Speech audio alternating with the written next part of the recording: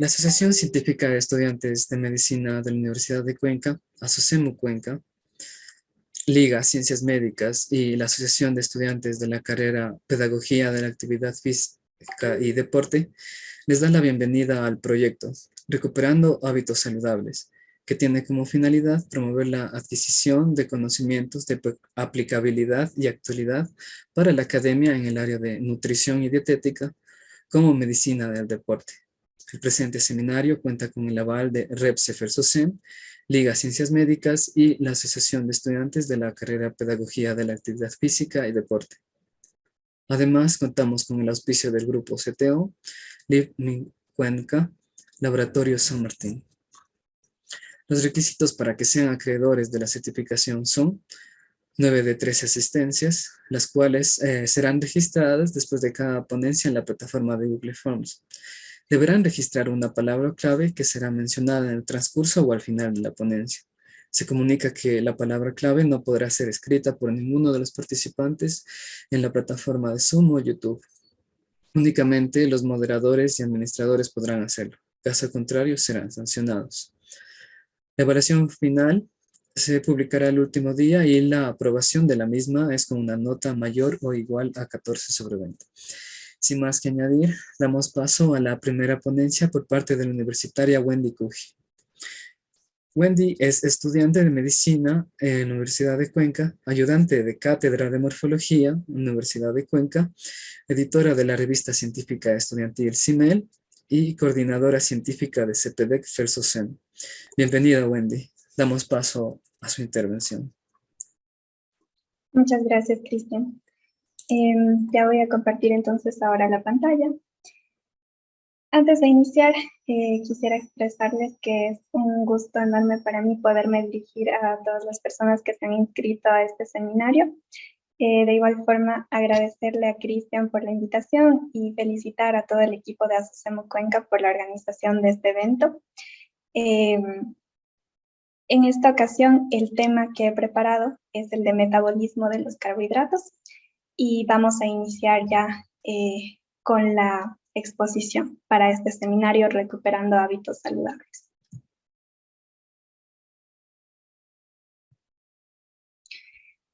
Antes de comenzar a hablar de metabolismo, sí es importante poder ponernos en contexto en relación a algunos conceptos básicos y sobre los procesos previos que deben ocurrir antes de llegar a la fase de metabolizar estas moléculas.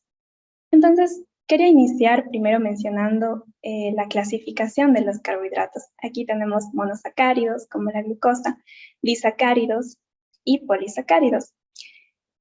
Ahora, dentro de este último grupo, también hay algunos polisacáridos que por su estructura, como es el caso, por ejemplo, de la celulosa que está colocada aquí, no pueden ser hidrolizados por las enzimas digestivas de los seres humanos. Entonces, aquí la celulosa, al tener estos enlaces de tipo alfa 1,6, en comparación con los enlaces que tienen los polisacáridos como el almidón, alfa 1,4, no pueden encajar en el sitio activo de las enzimas y por lo tanto no pueden ser rotos, digámoslo así, en sus constituyentes, que son las unidades de monosacáridos, en este caso, la glucosa. Y lo mismo ocurre con otros componentes de la dieta, como la fibra, que de igual forma contiene polisacáridos no digeribles, y por tanto estos finalmente no aportan calorías para el organismo. Ahora, aquí vemos unos gráficos que nos recuerdan las fuentes, las principales fuentes de las que podemos obtener estos carbohidratos. Tenemos aquí el azúcar de mesa, que sabemos que es el que nos aporta sacarosa, también la lactosa de la leche, la maltosa en los cereales germinados, y los polisacáridos, que en realidad son el grupo más abundante, que se encuentran en el pan, en los fideos, en las harinas, también en los tubérculos, en las leguminosas. Y luego de la ingesta, estas moléculas deben pasar por su proceso de digestión. ¿Dónde inicia la digestión de los carbohidratos? Inicia en la boca, con la amilasa salival. Entonces, esta enzima va a digerir una pequeña parte de los carbohidratos que principalmente en la dieta, como mencionábamos antes, va a ser el almidón. La enzima actúa por cierto tiempo hasta que es inactivada por el pH gástrico. Normalmente el pH óptimo de esta enzima está entre un 6.4 a un 7, y en el pH gástrico, que lo normal es de 1 a 3, la enzima pierde sus condiciones óptimas y deja de actuar. Lo que resta entonces de los carbohidratos van a ser digeridos principalmente por la amilasa pancreática, que es, junto con la amilasa salival, la encargada de la digestión luminal de los carbohidratos. ¿A qué nos referimos con la digestión luminal? Pues que estas enzimas son producidas por glándulas anexas al tubo digestivo y son secretadas a la luz del mismo para interactuar con estas moléculas e hidrolizarlas. A diferencia del último grupo de enzimas que tenemos aquí, que son las disacaridasas. Las disacaridasas, en cambio, están formando parte o se encuentran en el borde en cepillo constituido por los enterocitos. Aquí dentro de las disacaridasas podemos mencionar, por ejemplo, las alfa-glucosidasas, las alfa-dextrinasas, maltasa, lactasa. Y prácticamente estas son ya las encargadas de descomponer a los carbohidratos en sus partes más pequeñitas y dejarlos ya solo como monosacáridos listos para ser absorbidos, que es el siguiente paso del que vamos a hablar. Tenemos la absorción a partir de la luz del tubo digestivo para ingresar a los enterocitos, mediada por transportadores de estructura proteica. En este caso, aquí estamos observando los transportadores para cada uno de los monosacáridos. Para la galactosa y la glucosa, ambas comparten este transportador, que es el SGLT1, un transportador que está acoplado al transporte de sodio, y también el GLUT5 para la fructosa. Por el polo basal, en cambio, por el polo basal de los enterocitos, tenemos la presencia del GLUT2. Ahora, ¿cuál es el destino que siguen estos monosacáridos una vez que ya se absorben desde el intestino?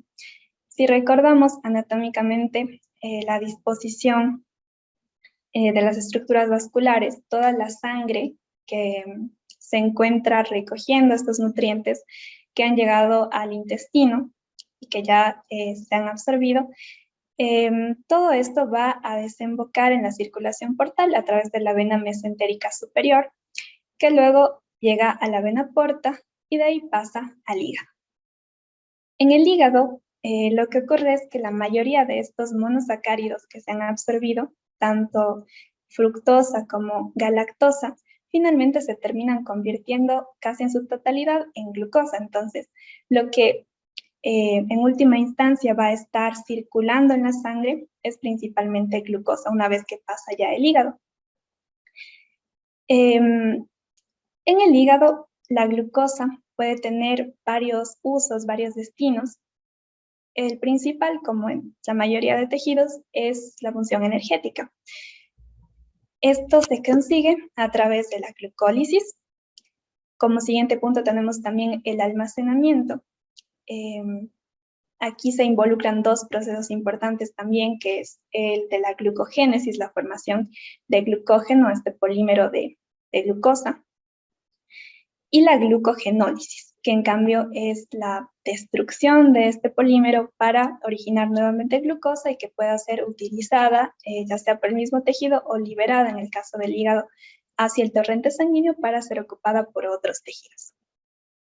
Y finalmente también puede ser ocupada para la producción de NAD-fosfato reducido a través de la vía de las pentosas de fosfato. De esto vamos a conversar también un poco más al final de la exposición. ¿Y qué sucede en los otros tejidos?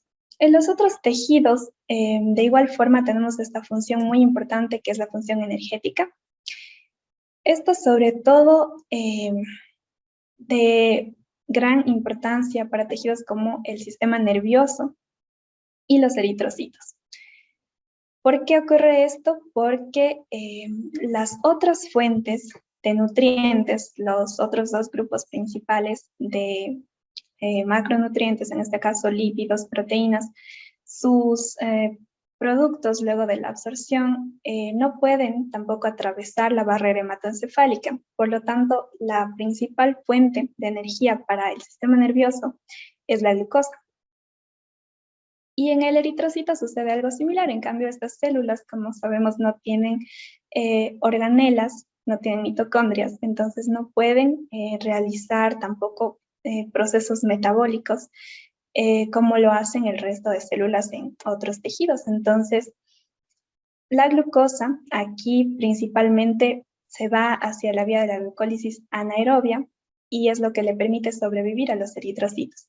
Si no tienen glucosa, entonces no tienen su aporte principal de energía.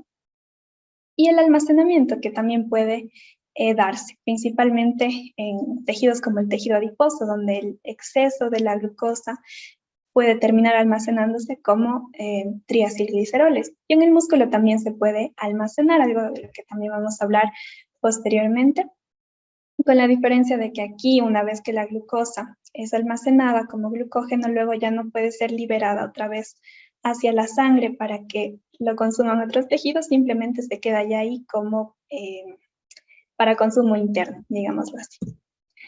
Ahora, vamos a hablar un poco de cómo la glucosa puede ingresar a las células para ser utilizada en cualquiera de estas vías metabólicas que hemos estado mencionando. ¿Qué ocurre entonces aquí? La glucosa no puede atravesar directamente la membrana celular como lo hacen moléculas de menor tamaño. La glucosa es muy grande para eso y necesita, en cambio, de la ayuda de transportadores proteicos, que puedan permitirle el paso a través de la bicapa lipídica. Y para eso tenemos diferentes tipos de transportadores de glucosa, algunos de ellos ya los hemos mencionado. Sin embargo, lo que tienen todos en común es que se trata de sistemas de difusión facilitada, por lo tanto, el movimiento de la glucosa va a darse a favor de un gradiente de concentración y sin ocupar energía. Esta es una diferencia respecto a lo que ocurre en el intestino con el transportador de la glucosa, que la lleva desde la luz del intestino hacia el interior del enterocito, porque aquí en cambio el transporte es un transporte activo que puede darse en contra de un gradiente de concentración. Ahora, vamos a hablar también, mencionar aquí una hormona muy importante en la regulación del metabolismo de los carbohidratos, que es la insulina. ¿Qué tiene que ver la insulina aquí con el transporte a través de la membrana? La insulina puede aumentar 10 veces o más la velocidad de transporte de la glucosa a través de la membrana. Por lo tanto, la tasa de utilización de carbohidratos por las diferentes células depende de dos factores principalmente. Uno, la secreción pancreática de insulina y dos, la sensibilidad de los tejidos a la insulina. Aquí en esta tabla se colocan los diferentes transportadores que tiene la glucosa, dividiéndolos en dos grupos, según la diferencia que habíamos mencionado ya antes, ¿no? Y aquí, de hecho, están resaltados los que ya vimos cuando teníamos la placa de los enterocitos, y se encontraban a nivel intestinal, este GLUT2, el GLUT5, el SGLT1, todos se encuentran a nivel de intestino. Y aquí, el que era un poquito diferente por el tipo de transporte y porque también estaba acoplado al transporte de sodio, que es el SGLT1. ¿Ya? Este se encuentra, además de en el intestino, en el riñón, y su similar también, el SGLT2, se encuentra en el riñón. Estos son los transportadores que mueven glucosa con transporte activo. Pero tenemos también otros transportadores en otros tejidos, como el GLUT1 en los eritrocitos, en las barreras sangre-tejido, el GLUT3 que está en la mayoría de tejidos, y el GLUT4 que es especialmente importante porque lo encontramos expresado a nivel de músculo esquelético, músculo cardíaco y también del tejido adiposo. Y este transportador es muy sensible a su activación por la insulina. Por lo tanto, estos tejidos también dependen muchísimo de la liberación de insulina para poder hacer que la glucosa ingrese al interior de sus células. Y ahora sí, ya después de haber descrito la ingesta, la digestión, la absorción y el transporte a través de la membrana para el ingreso hacia las células, vamos a mencionar una por una estas vías principales del metabolismo de los carbohidratos, iniciando por el glucógeno. El glucógeno se forma en esta vía metabólica que es la glucogénesis. Entonces, en esta plaquita que se ve aquí tenemos hepatocitos teñidos con una tinción especial que nos permite visualizar las inclusiones de glucógeno en el interior de las células, y está colocada aquí porque el órgano principal que se encarga del almacenamiento del glucógeno es el hígado. Uno, por lo que ya mencionábamos antes, de que es el único órgano que luego puede, que almacena muchísimo glucógeno y que luego puede liberarlo a la circulación, a diferencia del músculo. Y también hay una diferencia en cuanto al porcentaje de peso del órgano que corresponde a glucógeno una vez que el órgano lo almacena. Entonces, el hígado puede llegar a tener una representación de un 5 a 8% de su peso total solamente de glucógeno, y el músculo le sigue por ahí con un 1 a 3%, pero es un poquito menos, y también teniendo en cuenta que el músculo en total, tomando en cuenta el peso corporal total, tiene un mayor peso en relación al hígado. Ahora, mencionando un poquito aquí, ¿cuál sería la finalidad desde el punto de vista fisiológico de que la glucosa tenga que ser almacenada como glucógeno y no pueda simplemente estar ahí circulando como glucosa en el torrente sanguíneo y que cuando se necesite, pues ingrese a los tejidos? La respuesta a esta pregunta que nos podemos hacer es que el tener grandes cantidades de glucosa siempre en la circulación alteraría la homeostasis de la osmolaridad de los líquidos. Entonces, esto no sería favorable para mantener los procesos de difusión a través de las membranas, tal como los conocemos. Por lo tanto, para mantener un nivel normal de glucosa en sangre, esta, luego del periodo posabsortivo, debe ser almacenada en este polímero que es el glucógeno en el interior de las células, y así no tiene ya actividad osmótica, como sería en cambio si permaneciera en circulación.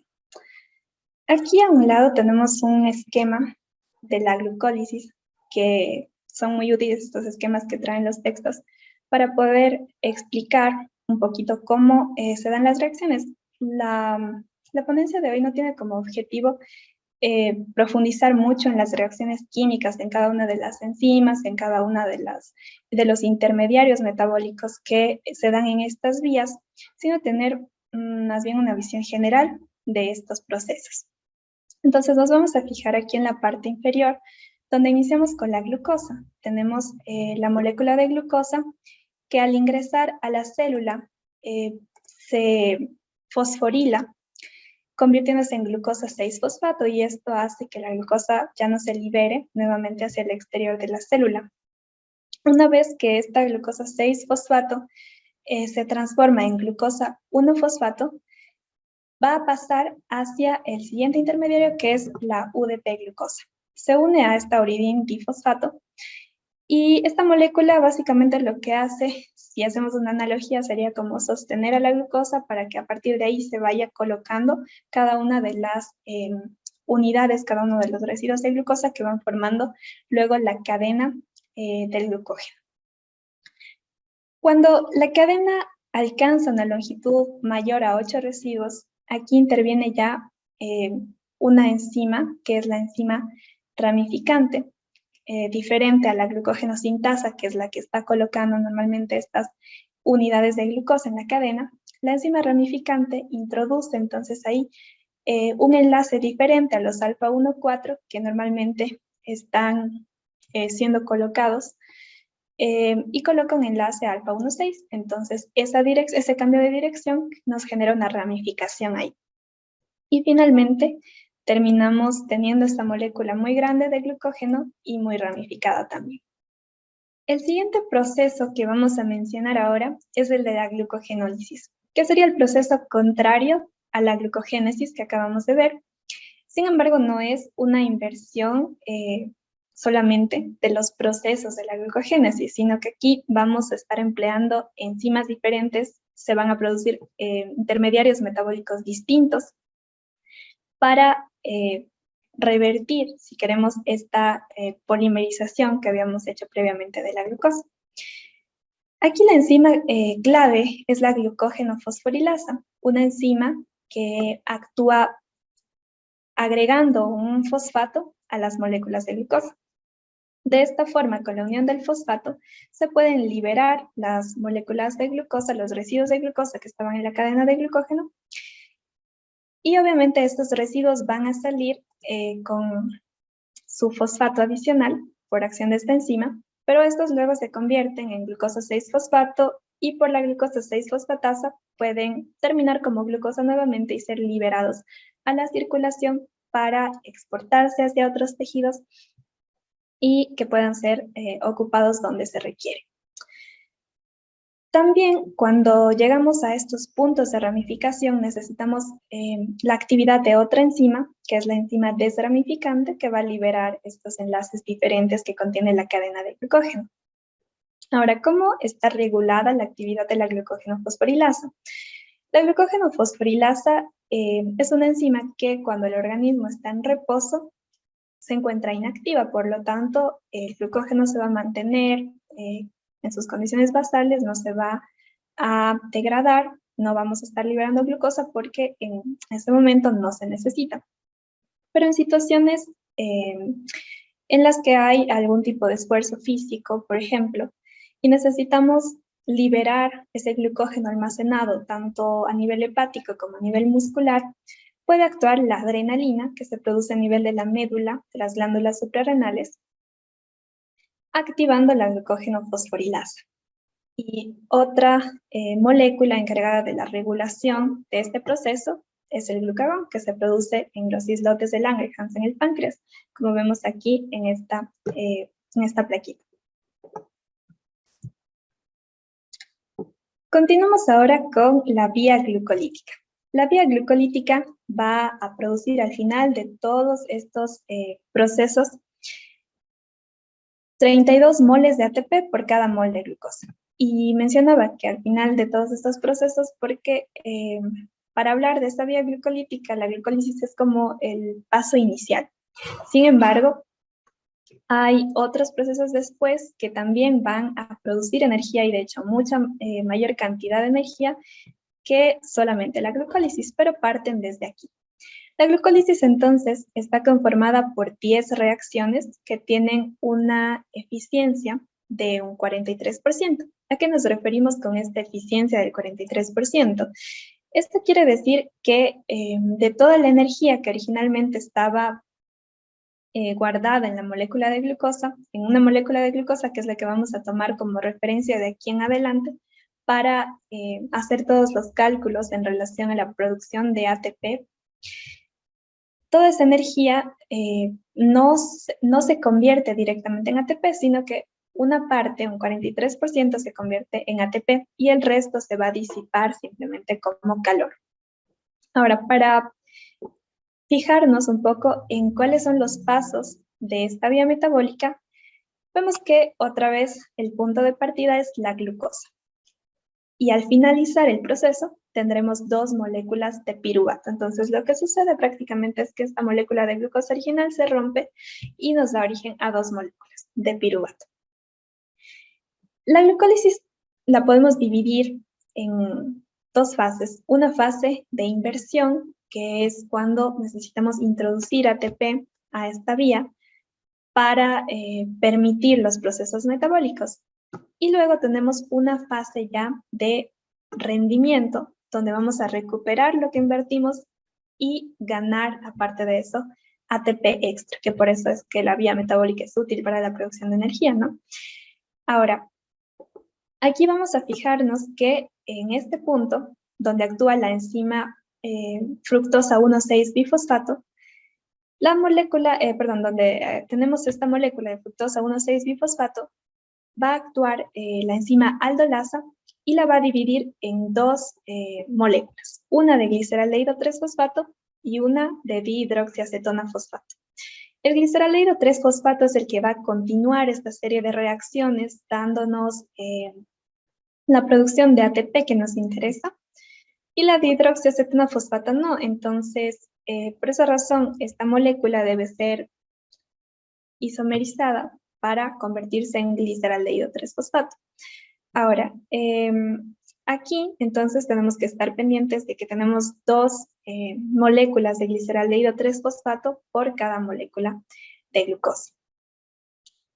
Y bueno, finalmente terminamos con las dos moléculas de piruvato. La ganancia neta de ATP que obtenemos aquí es de 2, porque se invierten dos moléculas de ATP y se producen 4. Aquí tenemos la producción de una molécula de ATP, de otra molécula de ATP, y si la multiplicamos por estas dos que habíamos mencionado antes, tendríamos 4 ATPs de producción. Entonces, neto nos quedan 2.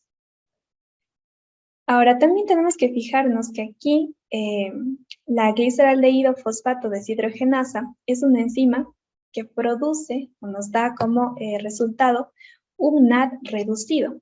Y este NAD reducido, al pasar luego hacia la mitocondria, en la fosforilación oxidativa, va a terminar produciendo también ATP. Por lo tanto, por vía de este NAD reducido, vamos a obtener 5 ATPs finalmente. Y simplemente aquí para recordar que todo este proceso ocurre a nivel del citosol. Siguiendo adelante con estas reacciones de la vía glucolítica, el piruvato que obtuvimos hace un momento ahora nos va a servir para generar acetilcoenzima A, que es la molécula que luego ingresará al ciclo de los ácidos tricarboxílicos. Entonces, el piruvato que se obtiene de la glucosa se descarboxila para para originar acetilcoenzima A. Y dentro de estas reacciones produce también NAD reducido. Al multiplicar igualmente esto por las dos moléculas de piruvato que nos da una molécula de glucosa, la producción de ATP finalmente por vía del NAD reducido es de 5 ATP. Y el siguiente proceso, como ya adelantamos, es el del ciclo de los ácidos tricarboxílicos. Un proceso que ya no ocurre a nivel del citosol, sino en la matriz mitocondrial. Y aquí, igualmente para ubicarnos en cómo están las reacciones, cómo inicia, o bueno, cuál es el punto de comunicación con la reacción previa. Como dice el famoso rap del ciclo de Krebs, aquí se condensa el acetil-CoA con el oxaloacetato y por la citratosintasa se forma el citrato. Entonces, todos estos ácidos que se llaman, que dan este nombre al ciclo, porque tienen 3 grupos carboxilo, van a sufrir una serie de reacciones donde, por ejemplo, ingresa agua, se produce CO2, se produce NAD reducido, se produce FAD reducido, se produce GTP. Todos estos procesos tienen la finalidad de producir energía. Y también, como vamos a ver luego, hay algunos puntos en donde se pueden intercambiar estos intermediarios metabólicos. Aquí en el ciclo de los ácidos tricarboxílicos es donde se origina la mayor cantidad de energía producidos en la vía glucolítica. Tenemos ATP producido directamente por vía GTP, aquí a partir de una fosforilación a nivel de sustrato. Tenemos una producción de un GTP, que si lo duplicamos por los dos piruvatos originales, entonces tendríamos 2. Igual, por vía del NADH, Aquí tenemos 3 enzimas que producen NAD reducido, entonces eso multiplicado por 2 nos daría 6, y 6 por 2.5, que es lo que produce cada NAD al ingresar a la fosforilación oxidativa, nos da un total de 15 ATP. Finalmente con el PAD con el PAD reducido tenemos otros 3 ATP. Entonces hasta aquí ya, si sumamos en el ciclo de los ácidos tricarboxílicos, obtenemos 20 ATP, más los 5 que teníamos acá de la descarboxilación oxidativa del piruvato, y los 7 de la glucólisis, ya tenemos los 32 moles de ATP por cada mol de glucosa. Y aquí lo que estaba comentando. El ciclo de los ácidos tricarboxílicos también es el punto de contacto con otras vías metabólicas. Por ejemplo, aquí el piruvato puede prevenir no solo de los hidratos de carbono, sino también a partir del metabolismo de las proteínas. El acetílico A se puede producir a partir de ácidos grasos. Y dentro del ciclo mismo ya tenemos moléculas como el citrato, por ejemplo, que puede destinarse a la biosíntesis de ácidos grasos. También tenemos el alfa-cetoglutarato, que se puede interconvertir con glutamato, interviniendo aquí en el metabolismo de las proteínas. De igual forma, el oxaloacetato y el aspartato hacia el metabolismo proteico.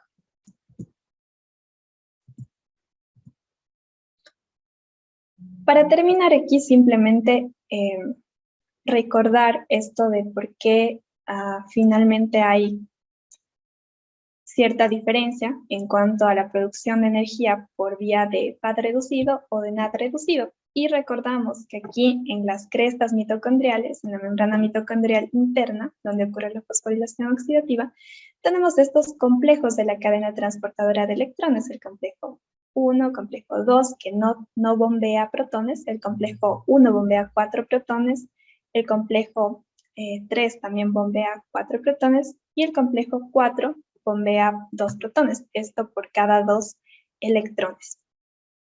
Finalmente, este gradiente de protones que se produce, dejando los protones más en el espacio intermembrana de la mitocondria, simplemente puede liberar toda esa energía protón motriz a través de la ATP sintasa, que es donde finalmente vamos a obtener la molécula energética de importancia para el metabolismo celular, que es el ATP. Y aquí vemos entonces que el NAD es el que entrega sus electrones directamente al complejo 1, permitiendo este bombeo de 4 protones, mientras que el FAD simplemente entrega ya sus electrones al complejo 2, y de ahí pasa directamente hacia el 3. Entonces se salta el primer complejo y por tanto la producción de energía por vía de FAD es menor que la de NAD.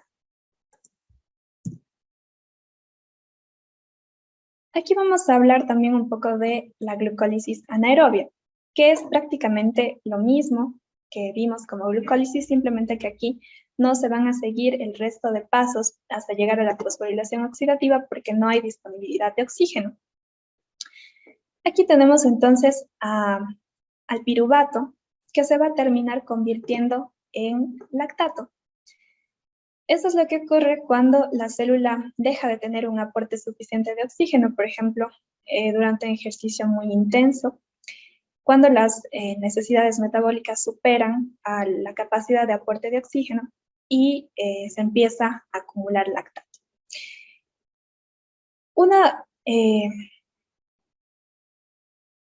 característica importante de este proceso es que de hecho permite mantener por cierto tiempo funcionando el metabolismo energético de la célula, así sea con un rendimiento bastante bajo, que es la producción de solamente 2 ATP por cada molécula de glucosa, pero la idea de que se transforme este piruvato en lactato es evitar la acumulación del producto principal en las reacciones del piruvato, porque como sabemos, cuando se empieza a acumular mucho del producto de una reacción, la dirección de la reacción ya no es tan favorable hacia ese lado, sino más bien en la dirección contraria. Por lo tanto, el hecho de que el piruvato se convierta en lactato nos deja como libre este lugar, digamos, para que se sigan produciendo moléculas de piruvato y mantener funcionando la célula por un tiempo. Cuando ya se restablece el aporte de oxígeno, la dirección de la reacción se invierte nuevamente. Y aquí algo interesante para recordar también es que el músculo cardíaco, de hecho, se aprovecha de este proceso para reciclar el lactato. Por ejemplo, cuando en un periodo de ejercicio muy intenso el músculo se encuentra produciendo grandes cantidades de lactato, porque se encuentra ya luego de ese umbral, ya está en metabolismo anaerobio. Ese lactato que se produce en el músculo esquelético, el corazón lo puede captar y haciendo las reacciones inversas, volver a obtener piruvato y de ahí sacar energía también. Ya. La siguiente vía es la vía de las pentosas fosfato. La vía de las pentosas fosfato es un poco compleja en realidad desde el punto de vista bioquímico. Por lo tanto, aquí vamos a centrarnos un poco más en saber desde dónde partimos y la principal utilidad de esta vía. La vía de las pentosas fosfato, algunos autores consideran que no debería llamarse en realidad vía, porque es una ramificación de la vía de la glucólisis. ¿Qué ocurre? Aquí tenemos glucosa, luego glucosa 6-fosfato, hasta aquí son pasos comunes dentro de la vía de la glucólisis, pero luego esta glucosa 6-fosfato se convierte en 6-fosfogluconato de lactona. Ya, este es un metabolito ya diferente que nos va a conducir hacia la vía de las pentosas fosfato. Al ser esta una ramificación de la glucólisis, también ocurre en el citosol, y la vía de las pentosas fosfato normalmente puede llegar a metabolizar cerca del 30% de la glucosa en el hígado. Entonces sí es también representativo. Y la podemos dividir en dos fases. La primera, una fase irreversible, que se conoce como fase redox o también fase oxidativa, en donde los productos son el NAD-fosfato reducido y pentosas de fosfato. La segunda fase es la fase de interconversión, o también llamada fase no oxidativa, que en este caso es reversible, se intercambian ahí muchos metabolitos y precisamente lo que produce es intermediarios metabólicos dependiendo de las necesidades. El NAD-fosfato reducido es útil para la biosíntesis de lípidos, por ejemplo, ácidos grasos, colesterol, y también tiene una función de protección antioxidante porque es importante para mantener los niveles adecuados de glutatión. Mientras que las pentosas fosfato principalmente están destinadas a la síntesis de nucleótidos para la formación de ADN y ARN.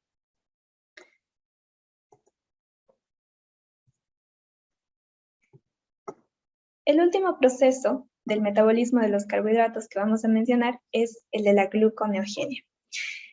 El concepto principal de este proceso es la formación de glucosa a partir de precursores que no son carbohidratos. Entonces, tenemos a las proteínas y a los lípidos que a través de este proceso van a generar glucosa, y otra vez recordando que hay tejidos que precisan de esta molécula porque no pueden acceder a un correcto funcionamiento si no está presente este tipo de molécula. La gluconeogenia se produce a nivel del hígado, aunque también el riñón puede hacer este proceso. ¿Y cómo se regula? Bueno, aquí tenemos a la glucosa, tomando en cuenta los niveles de glucosa.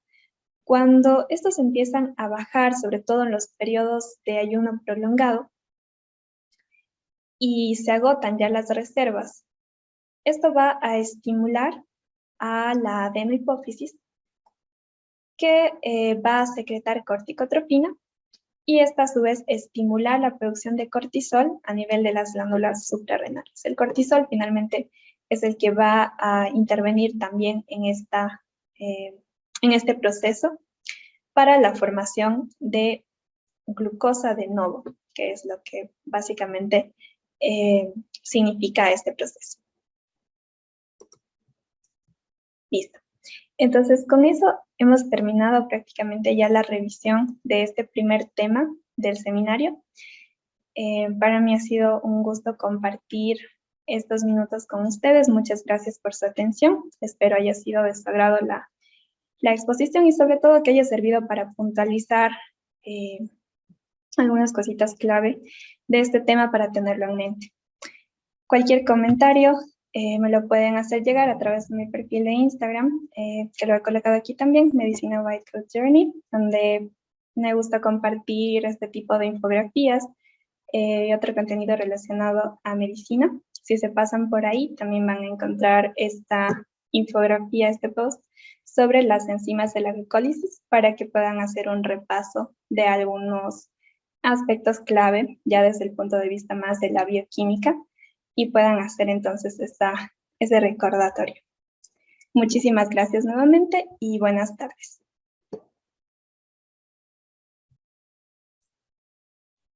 Wendy, excelente ponencia, muy buena exposición por parte de ASOCEM Cuenca y de Liga Ciencias Médicas, la Asociación de Estudiantes de la Carrera Pedagogía de la Actividad y Deporte.